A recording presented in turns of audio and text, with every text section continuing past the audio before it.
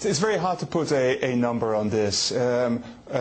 Governments in Europe remain committed to implementing the decisions they've taken to help each other by increasing the effectiveness and flexibility of the European Financial Stability Fund.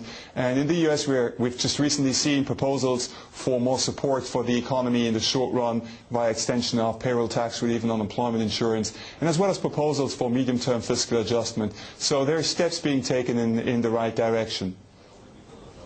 Has this IMF report factored in that we have swaps right now, these credit default swaps, pricing in 100% probability of Greek going into default, and then we had S&P downgrading, as you know, Italy's credit rating yesterday, saying it's negative in their view? Well, first, as far as Greece is concerned, the government remains committed to make the program with the IMF and with its European partners work. And the European partners remain committed to providing Greece with the help, the financial help that it needs, provided it makes the program work.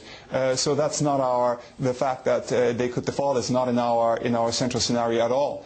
And second, you wondered about Italy and the downgrade by S&P. Well, look, first, the markets today have reacted reasonably well.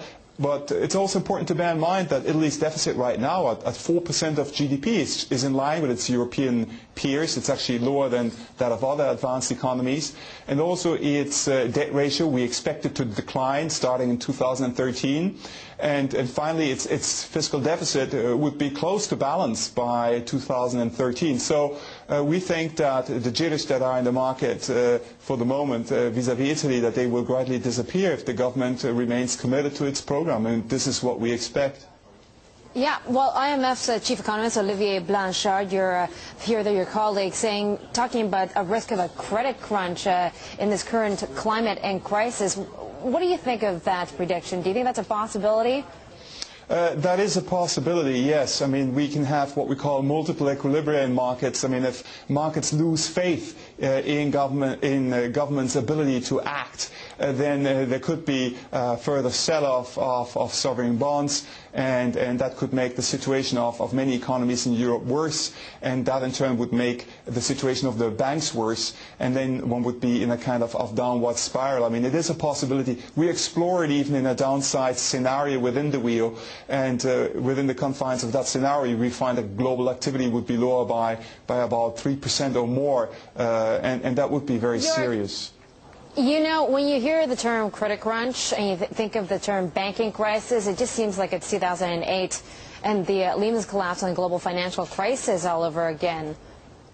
Yes, it sounds like this, but there are important differences. I mean, first, equity markets are still doing better than they did after the Lehman collapse. Also, banks are receiving liquidity from central banks much more readily now than in the immediate aftermath of the Lehman crisis. So, for example, the LIBOR-OIS spread is not near the levels that you observed after the Lehman crisis. But in some other respects, you know, things have also gotten a bit worse, and that is the case, for example, for the European sovereign bond market.